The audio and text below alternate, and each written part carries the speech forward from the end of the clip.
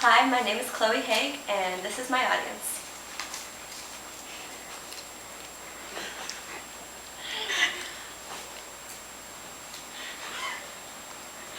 All right. How many of us have been outside today? What was it like? Think for a second. Was the weather normal for this time of year? Probably not. The truth is the weather patterns are changing constantly, and it's not due to the course of nature, it's because of us. And I would like to show you a video regarding that.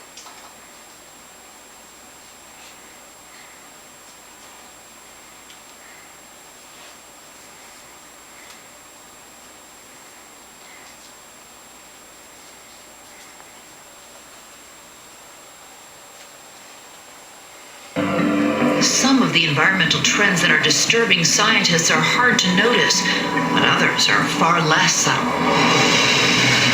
The average number of Category 4 and 5 hurricanes that we see each year globally has nearly doubled in the last 30 years. We're seeing more forest fires. We're seeing Greenland melting faster than we thought, West Antarctic melting faster than we thought. That's all bad news, and it is all happening at once. Add it all up, and scientists agree that what we are seeing is the beginning of a planetary climate shift that has potentially dire consequences for life on Earth. Global warming is a misnomer. Climate change now is used because it's not just a rise in temperatures, it's everything else around it. The more powerful windstorms, extreme precipitation events, more flooding, sea level rise, everything else. It's not just warming, it's this whole portfolio of hazardous phenomena that we're going to have to face. Every top accredited scientific institution, from the EPA to the Intergovernmental Panel on Climate Change to the National Academies of Science and even the Pentagon, agree on three things. 1, climate change is real. 2, we humans are spurring it on. And 3, left unchecked, it has the potential to escalate into the largest global catastrophe mankind has ever known. Scientists can never be certain. That's one of our weaknesses, as you well know. But the probability of this changing the Earth beyond recognition is so high that any practical, reasonable person would treat it as if it were a certainty.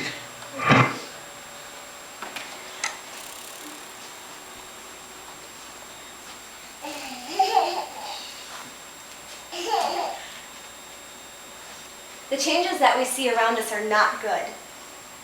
The winter seems to be coming later every year, and spring seems to be coming that much sooner. Well, what kind of effect does this have on our daily lives? To tell you the truth, you probably don't even notice it. You might be wearing a sweater during the winter instead of a thick jacket that you're used to, or possibly catching yourself wearing short sleeves longer throughout the year as opposed to the previous years past. But just because you don't seem to notice the changes that are around us does not mean that they're not detrimental to our ecosystem. Hannah Haig of National Geographic says, no matter where they look, scientists are already finding that global warming is already killing species and at a much faster rate than predicted. Our planet is suffering, and humans alone are not the only ones to blame for it. Or not to blame, but that are suffering because of it. This is not my imagination that's speaking either. There are many researchers and articles that can support the information that I'm telling you right now. EcoBridge states that one of the largest contributing factors is the increasing energy consumption and depletion of natural resources. We can make a difference if we are willing. First, though, to see a positive change in our global community around us, we have to recognize the problem areas, identify ways to improve them, and apply changes to our daily lives. You probably do not see how your daily actions will affect our planet, unless, of course, you work at a power plant where you can see the billows of smoke coming out of the smokestacks into the atmosphere. Hi. Take a look at these pictures here.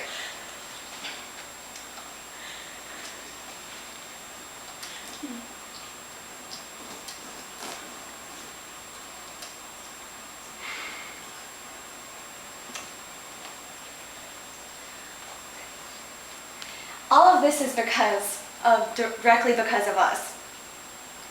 A lot of it is because of the convenience factor, actually. Most of us would be a lot more willing and would probably agree that it's much easier to flip on the light switch to turn on the light up a room as opposed to walking over and opening up the blinds and windows to let the natural sunlight shine in. It's not like every single time you turn on a lamp that pollutant smoke comes billowing out of the lamp. So I'll bet that if it did, you'd be calling the fire department instantly. However, I can guarantee though that if each one of us had pollutant smoke coming out of televisions or lamps every single time that we turned them on, we would be a lot more hesitant to actually use them and instead find alternative means to those things for energy, such as opening a window or reading a book, something that doesn't require electricity. So since we cannot see what we're doing to our atmosphere, we neglect to take action.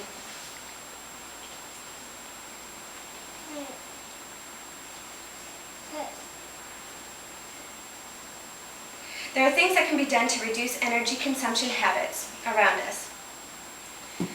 Some of these things include, some of these would be a lot much easier if there were reminders, such as the example of the smoke-filled room when you turned on a lamp. I can guarantee you I wouldn't be turning on any lamps in my home. But since there's not, we need to look for them on our own.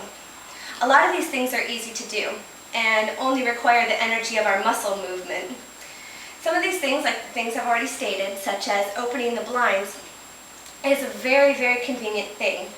Not only would opening a blind of a window be free to cost and reduce your energy bill, but it's also healthier for you too. Heather M. Douglas of the Department of Psychology of the University of New Orleans states, "You need to be exposed to sunlight to process vitamin D and to experience the effects it has on the body. The positive effects that it has on the body." I know that we live in Florida and that most of us cannot even possibly imagine our life without AC or air conditioning. But for times of the year like now where the temperature is beautiful outside, turn off your air conditioning unit and open the windows to let the fresh air flow in. It's one way to reduce our CO2 emissions in the world. And for times of the year that seems to get a little bit colder, we could layer up on warm clothing as opposed to turning on the furnace as well. That's our sunlight shining through. Cost-free and CO2 emission-free as well, and another alternative way to stay warm as well.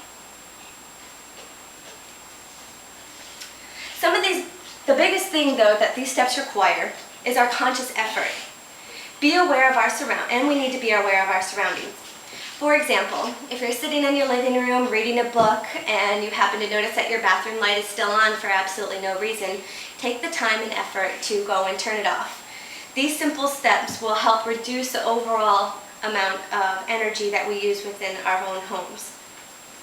There are also many more ways to save energy. However, it takes your knowledge, and here's the clincher, it takes your application of it into your daily lives. Well, now that you're aware of how each one of you affect the planet, and you know ways to lessen the effects of that, I want to encourage you to incorporate these things into your daily lives. To begin a big change in your life, you need to consume yourself with the knowledge of it. Knowledge is power. Some ways that you can get further information on ways to reduce energy consumption would be find tips on the internet, or talk to friends and family and see what they might be doing around their own homes to reduce energy. Not only can you get some information from them, but they might be able to learn some from you as well. Either way, it's a win-win situation. Also, another thing would be able to contact your local power company. They might have a few tips and additions that they can add to your home to help reduce the cost.